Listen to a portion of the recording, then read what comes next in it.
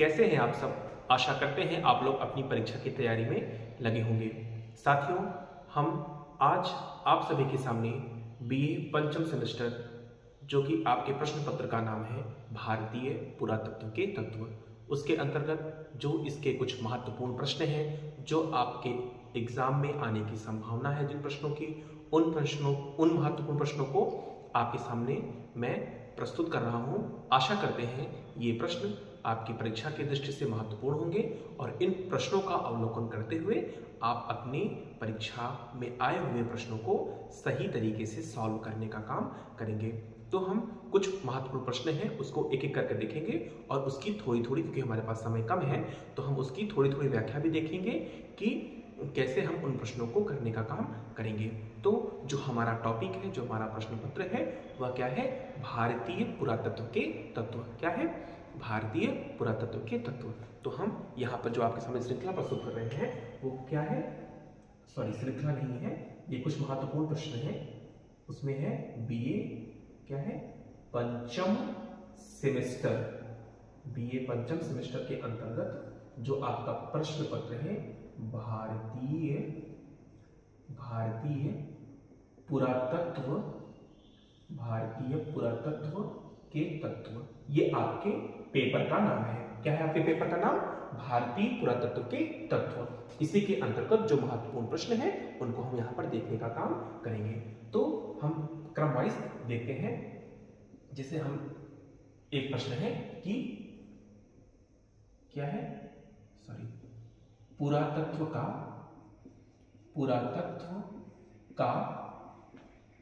अन्य विज्ञानों से क्या संबंध है?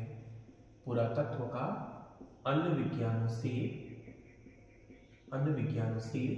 क्या संबंध है? ठीक है, पुरातत्व का अन्य विज्ञानों से क्या संबंध है। तो ये आपके सामने अगर प्रश्न आता है तो इसको कैसे सॉल्व करने का हम प्रयास करेंगे। या आपसे भी पूछ ले कि आप बताइए पुरातत्व क्या है, इसका अर्थ क्या होता है, इसकी परिभाषा क्या होगी। तो इसको भी थोड़ा सा देख लेते हैं, फिर हम देखते हैं कि इसका अन्य विज्ञानों से क्या संबंध है।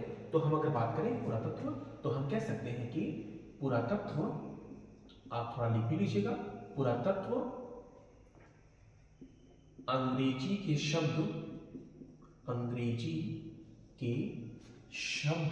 क्या है? अंग्रेजी का शब्द आर्कियोलॉजी। तो आर्कियोलॉजी शब्द का हिंदी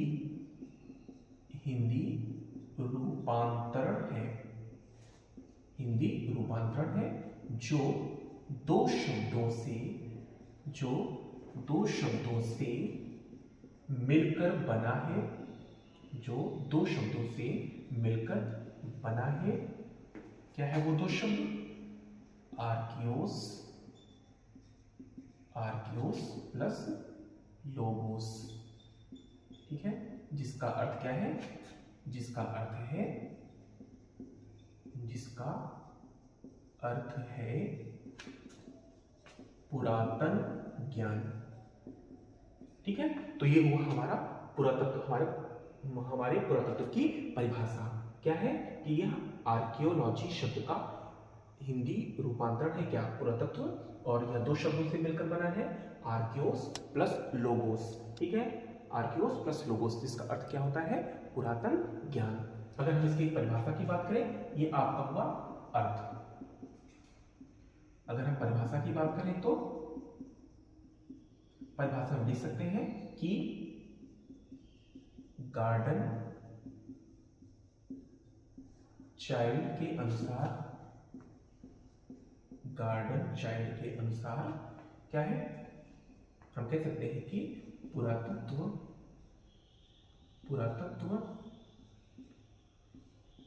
सुस्पष्ट भौतिक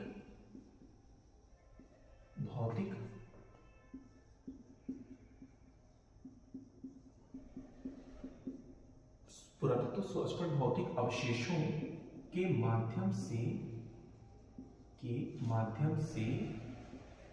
मानव के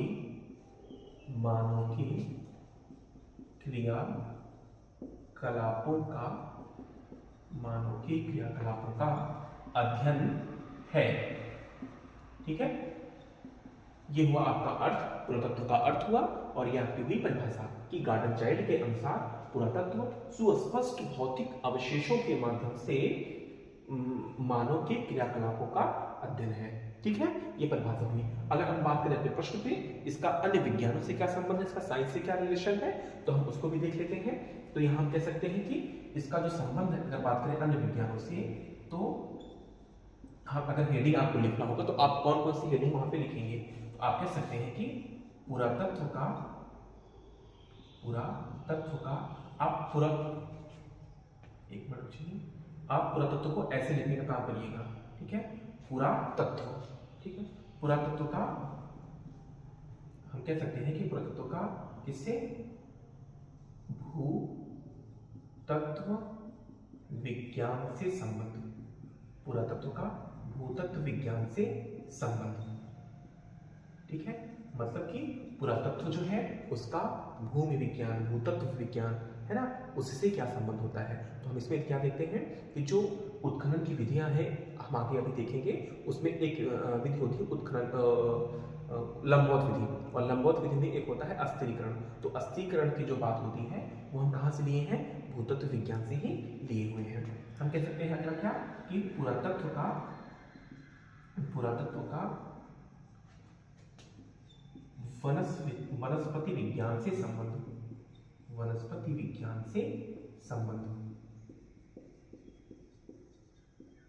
ठीक है, तो वनस्पति जगत से संबंधित जो प्रकृति सामग्रियां हैं उनसे संबंधित अगर जानकारी हमको प्राप्त होती है, उसके बारे में हमको जानना होता है, तो हम वनस्पति विज्ञान का सहारा लेते हैं। जैसे मान लीजिए कि ऐसा कोई सामग्री प्राप्त होती है, कोई ऐसी सामग्री प्राप्त होती है, कोई वृक्ष का टुकड़ा ही प्राप्त होता है, तो हम क्या करते हैं कि वनस्पति विज्ञान के सहारे ही इसको जानने का काम करते हैं। अगर आप इसको विस्तार से पढ़ते तो मैं वहाँ बताता कि एक होती है जो वृक्ष होता है वो वलय होता है, उसमें वलय पड़ते चले जाते हैं। आप देखें कभी वृक्ष को काटिए तो जो सबसे बीच का भाग होता है वो गहरा लाल होता है, और जो किनारे का भाग होता है वो थोड़ा व्हाइटिश होता है। इसका मतलब क्या हुआ कि जो अंदर का पार्ट है उसको बनने में एक लंबा समय लगा है, और जो बाहर का पार्ट है वो भी नवीन है। हालांकि हम विस्तार से आपको बता नहीं पाएंगे, तो हम क्या करेंगे कि हम कह सकते हैं कि पुरातत्व का वनस्पति विज्ञान से संबंध। हम और क्या कह सकते हैं, पुरातत्व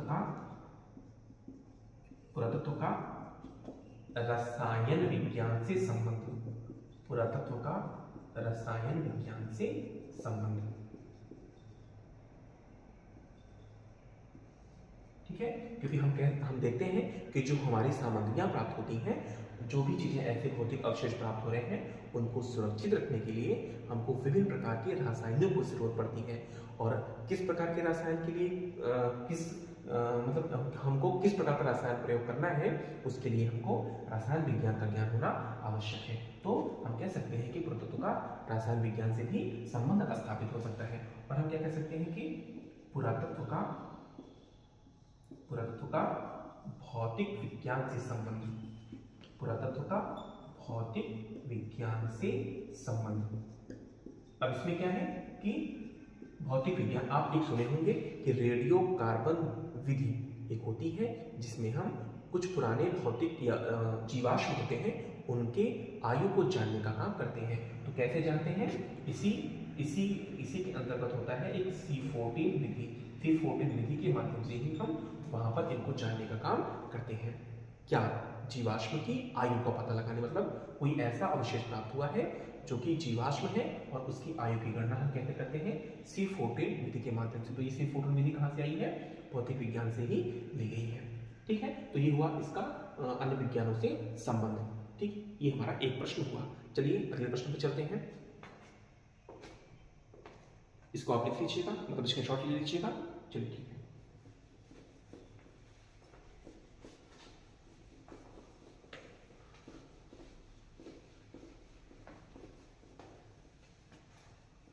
हम दूसरे प्रश्न की बात करें तो हमारा दूसरा प्रश्न है, भारत में पुरातत्व का विकास। ये भी प्रश्न आपके लिए महत्वपूर्ण है। भारत में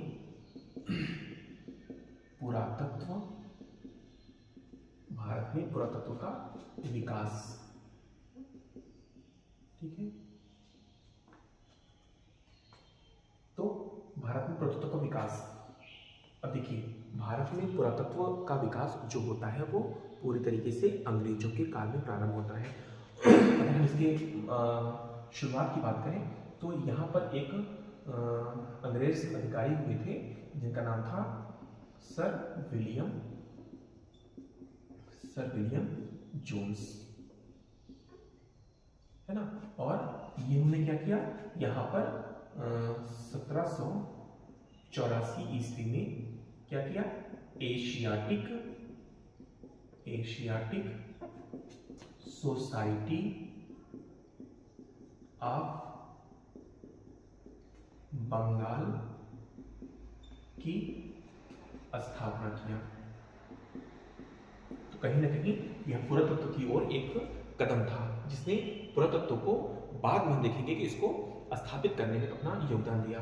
और इसी में कह सकते हैं कि 1788 ईस्वी में एशियाटिक रिसर्चेज पत्रिका निकाली। ठीक है, तो हालांकि अब आपके लिए थोड़ा टिपिकल हो जाएगा, आपको याद करने में कठिनाई होगी, तो आप इन सब चीजों को मत याद करिएगा। आप सीधे से देखिए कि अगर हम इसके विकास की बात करें तो इसके कुल हम 4 चरण में इसकी बात कर सकते हैं। हम कह सकते हैं प्रथम चरण में क्या हुआ कि इसके जो निदेशक हुए वो हुए, कौन हुआ, अलेक्जेंडर कनिंघम। कौन हुआ, अलेक्जेंडर कनिंघम। इन्हें क्या कहा जाता है, भारतीय पुरातत्व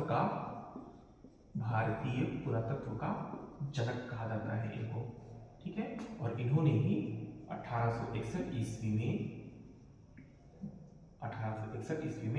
भारतीय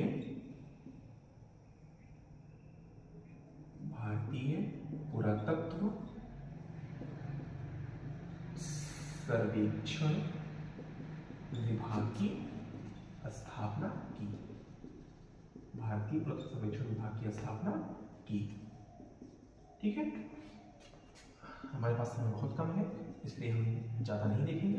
द्वितीय चरण में कह सकते हैं कि इसके जो प्रमुख हुए वो कौन हुए, हमने नाम सुना हुआ होगा, जॉन मार्शल का जो समय था भारत में जब तक ये महानिदेशक थे, इनके काल को हम लोग द्वितीय चरण में देखते हैं। और जो तृतीय चरण था वो क्या था, तृतीय चरण के जो महानिदेशक थे वो कौन हुए, मार्टिमर व्हीलर। तो इनका जो यहाँ पर काल या समय था वो तृतीय चरण के अंतर्गत आता है। और चतुर्थ चरण में आता है क्या, चतुर्थ चरण में हम कह सकते हैं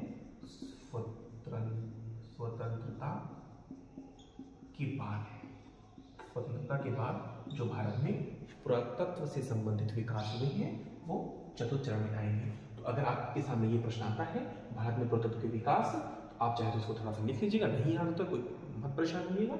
आप जो है इन 4 चरणों को याद रखिएगा।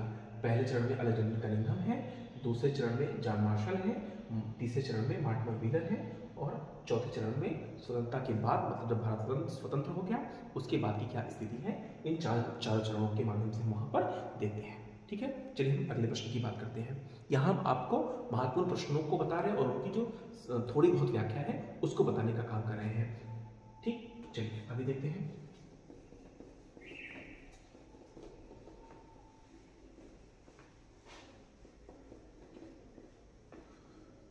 तीसरा प्रश्न हमारा है पुरातात्विक उत्खनन विधियां। तो आपके सामने ये प्रश्न आ सकता है कि पुरातात्विक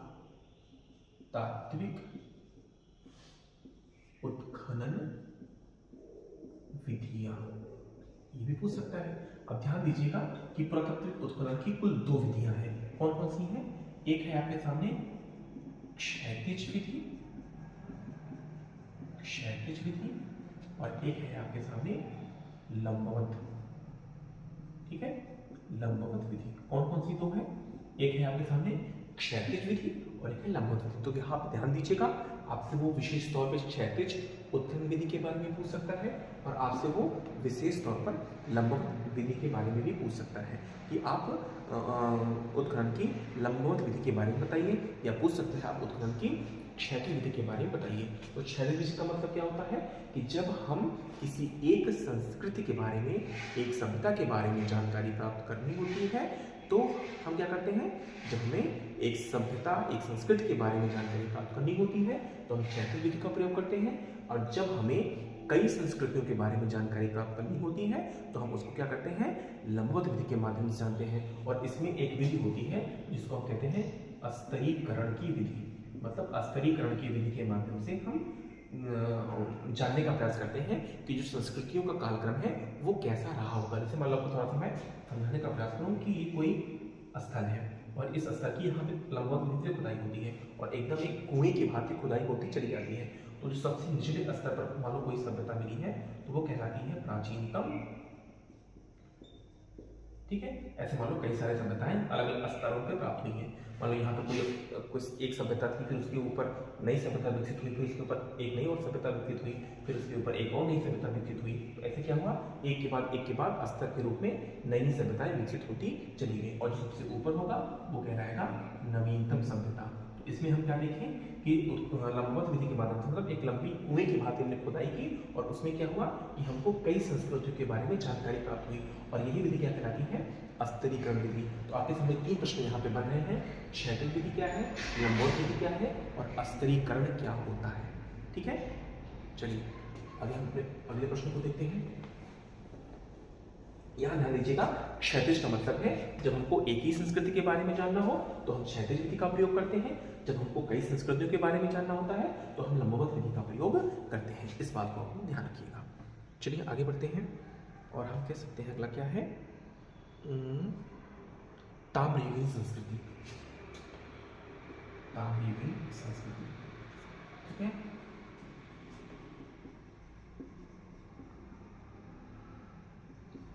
ताम्रयुगीन संस्कृति, आपने पढ़ा होगा कि जो भारत का इतिहास प्रारंभ होता है, मतलब इतिहास का मतलब है कि जो हम भारत में अपने इस पेपर में इतिहास को पढ़ना प्रारंभ करते हैं वो कहाँ से प्रारंभ होता है, प्रागैतिहासिक काल से। और प्रागैतिहासिक काल जब खत्म होता है उसके बाद जो अगला आता है काल, जो अगला हमको पढ़ना होता है वो होता है सैंधव सभ्यता। तो जो प्रागैतिहासिक काल था और सैंधव सभ्यता, इस बीच की स्थिति को हम लोग ताम्रपाषाण काल के नाम से जानते हैं। क्यों? क्योंकि देखो आप पाओगे कि ताम्रयुगीन मतलब इसको हम लोग क्या और बोलते हैं, ताम्रपाषाण काल। क्या बोलते हैं, ताम्रपाषाण का मतलब आप यहाँ पे तांबे का प्रयोग देख रहे हो और क्या देख रहे हो यहाँ पर, पत्थर का प्रयोग। मतलब तांबा और पत्थर का साथ साथ प्रयोग जब हुआ तो उस काल को क्या बोला गया, ताम्रपाषाण काल। इस काल की जो बस्तियां होती थी वो, मतलब इस काल के जो मानव होते थे वो ग्रामीण बस्तियों में निवास करते थे। इसकी कुछ अलग अलग संस्कृतियां भी, जैसे हम कह सकते हैं कि एक है आपके सामने आहार, है ना, आहार संस्कृति। तो ये कैसी संस्कृति है, ताम्रपाषाणी संस्कृति। कहाँ पर है ये, राजस्थान में है, ठीक है। और हम क्या कह सकते हैं, और क्या है, इसको हम बनास संस्कृति के नाम से भी जानते हैं। तो आप घबराइएगा मत, ये वही संस्कृति है, बनास संस्कृति। एक आपको मिलती है मालवा संस्कृति, मालवा संस्कृति। एक आपके सामने आ सकती है कायथा संस्कृति, ठीक है। ये दोनों संस्कृतियां कहां पर हैं, मध्य प्रदेश की। देखिए मैं आपके सामने यहाँ विस्तार से चर्चा इसलिए नहीं कर पा रहा हूँ कि हमारे पास समय कम है। आपको हम महत्वपूर्ण प्रश्न बता रहे हैं और साथ ही साथ उन प्रश्नों की थोड़ी बहुत व्याख्या आपके सामने प्रस्तुत करने का काम कर रहे हैं कि इन हेडिंग्स के माध्यम से आप अपने एग्जाम को सही तरीके से कर पाए, ठीक है। तो मालवा संस्कृति, कायथा संस्कृति कहाँ पर है, मध्य प्रदेश में है। और हम एक और संस्कृति का नाम ले सकते हैं जो कि क्या है, जोरवे संस्कृति। क्या है, जोरवे संस्कृति। ये कहां पर है, ये है महाराष्ट्र में। तो आपके सामने ऐसे भी प्रश्न आ सकते हैं कि ताम्रयुगीन संस्कृतियों के बारे में बताइए, और अलग अलग भी पूछ सकता है कि आहार संस्कृति क्या है, मालवा संस्कृति क्या है, कायथा का क्या है और जोरवे क्या है। तो ये सब कैसी संस्कृतियां हैं, ये सब क्या है, ताम्रपाषाणिक संस्कृति है। क्लियर। चलिए आगे बढ़ते हैं।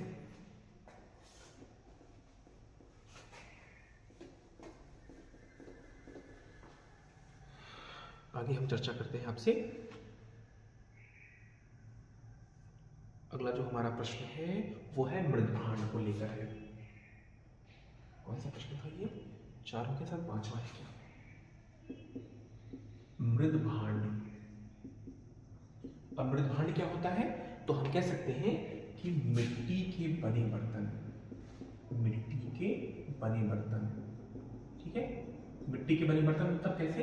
चौक पर, चौक जानते हैं, जो कुम्हार होते हैं वो क्या करते हैं, कुम्हार आपने सुना होगा, नाम सुना होगा, देखा भी होगा कि जो वो लोग चाक पे चला के खूब तेजी से चौक चलती है और उस पर मिट्टी का वो सान कर उस पर रख देते हैं और फिर उसके माध्यम से बर्तन बनाने का काम करते हैं। तो जो चाक पे बर्तन बनता है मिट्टी का, वो क्या कहलाता है? मृदभांड कहलाता है, ठीक है। तो मृदभांड में आप ध्यान दीजिएगा, इसमें कई प्रकार के आ सकते हैं। जैसे मान लीजिए कि हम अगर एक आम पदार्थ आप चर्चा करें तो कह सकते हैं क्या? कृष्ण लोहित मृदभांड, कृष्ण लोहित मृदभांड, ठीक है। ये आपके एग्जाम में आ सकता है, कृष्ण लोहित मृदभांड, ठीक है। चलिए आगे हम अगले प्रश्न को देखते हैं। अगला है आपका प्रश्न महापाषाणिक संस्कृति, महापाषाणिक संस्कृति, महापाषाणिक संस्कृति, ठीक है। इसको हम लोग बृहत पाषाणिक संस्कृति भी बोलते हैं, बृहत पाषाणिक संस्कृति भी बोलते हैं। क्यों? देखो इसमें क्या है, यह दक्षिण भारत में प्रचलित एक संस्कृति थी। कहां पर? दक्षिण भारत में, दक्षिण भारत में प्रचलित एक संस्कृति थी। इसमें क्या होता था कि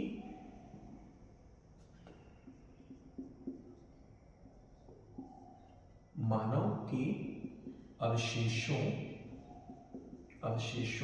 को सुरक्षित रखने के लिए बड़े बड़े पत्थरों का प्रयोग, ठीक है। मतलब कि जो मानव होते थे उनके अवशेष वो खत्म हो जाते थे, समाप्त हो जाते थे, तो उनके अवशेषों को सुरक्षित रखने के लिए बड़े बड़े पत्थरों के माध्यम से यह काम किया जाता था, मतलब उनको सुरक्षित रखने का काम किया जाता था, ठीक है। तो वो क्या हुआ? महापाषाणिक संस्कृति कहलाई, बृहत पाषाणिक संस्कृति कहलाई, ठीक। चलिए अगले प्रश्न को देखते हैं, ठीक है।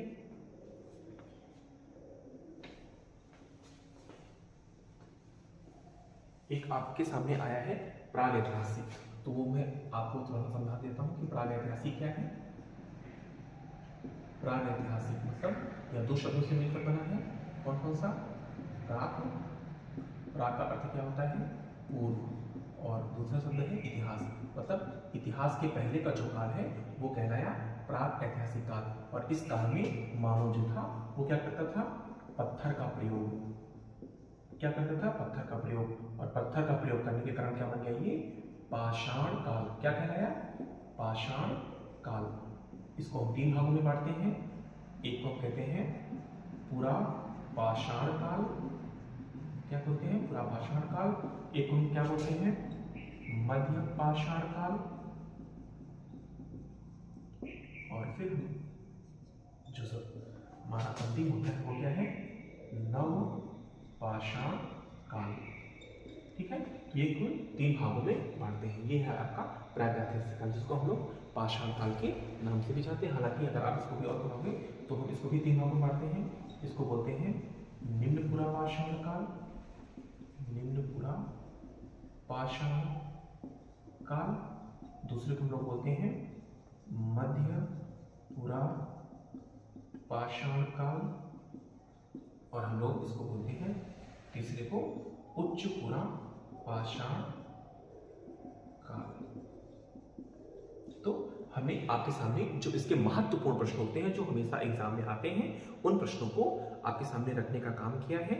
और उसकी जो संभव मतलब इस कम समय में जितनी भी संभावित व्याख्या थी वो मैंने आपके सामने प्रस्तुत करने का काम किया है। हालांकि अगर आप बिल्कुल ही शून्य हैं तो आपको ये चीज़ें हो सकता है कि ना समझ में आए, लेकिन अगर आपने थोड़ा बहुत पढ़ा होगा तो इन उपयोगी सामग्रियों के माध्यम से आप अपनी परीक्षा को सफल बनाने का काम करेंगे। आशा करते हैं यह क्लास आपके लिए उपयोगी होगी।